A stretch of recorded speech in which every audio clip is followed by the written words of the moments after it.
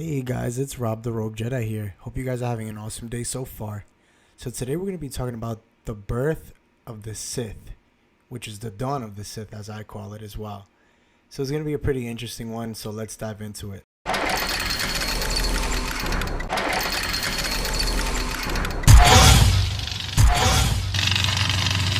So, before the founding of the Jedi Order and the discovery of the dark side, the Sith species evolved on Korriban. The Sith species began to coalesce as a society sometime prior to roughly about 100,000 BBY, when their culture and religion developed. Early on, they immersed their culture in rites and lore of the dark side. Coming together as a species, they were able to fight off Akilic intrusion, Sikra 30,000 BBY, presumably resulting in an eventual Kilic Sith Lord taking up residence on Alaskan. Although how this Sith Lord was able to break from the hive mind is unknown, around 28,000 BBY, legendary Sith King Addis ruled his people and their empire. Having ruled as warlord for some time, he was able to unite the peoples of Korriban and was pronounced the Sith Ari, or Overlord. Addis' reign lasted for several centuries, ending only after the invasion of Korriban by the Rakata of the Infinite Empire. Initially friendly, the Rakata taught Addis how to create holocrons and lent their knowledge of space travel to the Sith. However, it soon became apparent that the Rakata intended to take the Sith people as slaves, and Addis launched a war to rid his world of them. After driving them from Korriban, he hijacked several of their ships and used them to spread the Sith species to Zoist, Tun, and Malachar V, and was eventually successful in driving the Rakata from Sith space entirely. However, the victory cost him his life. The Rakata left behind a star map on Korriban, and possibly the origin of the Darth title. The death of Addis threw Korriban into a civil war, with many different Sith scrambling for power. The world was devastated from the years of conflict, and no new leader arose from the ashes. One of the horrors of this war took place in 7000 BBY, when Daka Grosh destroyed most cities on Korriban, possibly resulting in the backwards, primitive culture regression of the Sith species. The Sith people moved their center of the government and culture of the world Zoist and left Korriban, with that planet becoming a tomb world for their fallen leaders. A millennium prior to this, in 8000 BBY, humans and aliens escaping the oppression of the Tapani dynasty arrived through the Stygian caldera, possibly accounting for the Sith influence upon the future Mercus order in later centuries. In 25,053 BBY, elsewhere in the galaxy, the Galactic Republic was forming.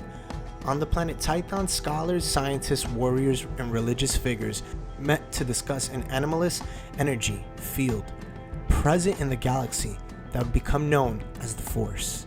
In these discussions, several individuals advocated the use of Bogan, what would become known as the dark side. The followers of the light rejected this idea and defeated the followers of the Bogan in the Force Wars of Tython. Following the conflict, the victors established the Jedi Order, a group of warrior monks who followed the light. Around 24,500 BBY, a Jedi named Zender accepted the teachings of the dark side and left the order along with many other students, calling themselves the Legions of Leto. The resulting conflict, known as the First Great Schism, ended with Xandor dead and the Legions of Leto defeated. The dark side would not have a stronghold until 7000 BBY, when another group of Jedi left the order to follow the dark path. These Jedi had been delving into alternative uses for the Force and became increasingly reliant on it. They discovered that the Force could twist life to serve their purposes and create new life. These practices were looked upon with apprehension by other Jedi, as memories of the First Great Schism were still present. Feeling their power was threatened, The rogue Jedi sought supporters within the order, but were turned away. Arguments for their cause turned to conflicts, and these Jedi were exiled from the Dark Order. Taking their teachings with them, they became known as Dark Jedi and launched a war against the Jedi Order that would become known as the 100-Year Darkness. Using alchemically altered soldiers and beasts, the Dark Jedi's war lasted 100 years. It was during the war that Leviathan was created, along with many other monstrosities. Eventually, the Dark Jedi were defeated at the Battle of Corvus as a result of infighting and Jedi bombing. As punishment, the surviving Dark Jedi were gathered by the Republic forces and loaded aboard unarmed transport ships. Robbed of their weapons, the exiles were sent into the unknown regions of space to contemplate the error of their ways. Now, this is the creation and early history still on the Sith. The exiles traveled the stars towards an unknown destination. They emerged from the hyperspace above Korriban, where they were greeted by primitive Sith people. The exiles, who included Zan, Remulus, Darpan, and Ajunta Paul, Zora's Sin, and Carnus Mur, shocked the natives with their dark side abilities and were proclaimed Gen Jedi, meaning Dark Jedi in the language of the Sith. The Jin Jedi forged an alliance with the Sith's ruler in second command and used that relationship to overthrow the king and claim dominance over the Sith. They adopted the title Lords of the Sith, and their ruler came to be known as the Jannar, or Dark Lord of the Sith. Shortly after settling on Korriban, however, a splinter group of exiles led by Remulus Drapa returned to the Republic space to enact their vengeance, but they were intercepted by a Jedi patrol. The Jedi pursued those Sith across the galaxy until both factions crash-landed on the planet Kesh. After a period of fighting, the Jedi and Drapa's followers made peace and formed a new organization called the Doomed, which strived to achieve balance between the light and the dark sides of the Force. Paul began remaking the Sith Empire into a new imperial regime led by the Sith Lords instead of the kings of the Sith people. Over time, the Jin Jedi and the Sith interbred to make the two groups indistinguishable from one another, and the Empire continued to be led by a succession of Dark Lords, including Tulak Hord. Decreased Dark Lords were entombed in the Valley of Dark Lords on Korriban instead of the Valley of Gulg, as the Sith Lords had been.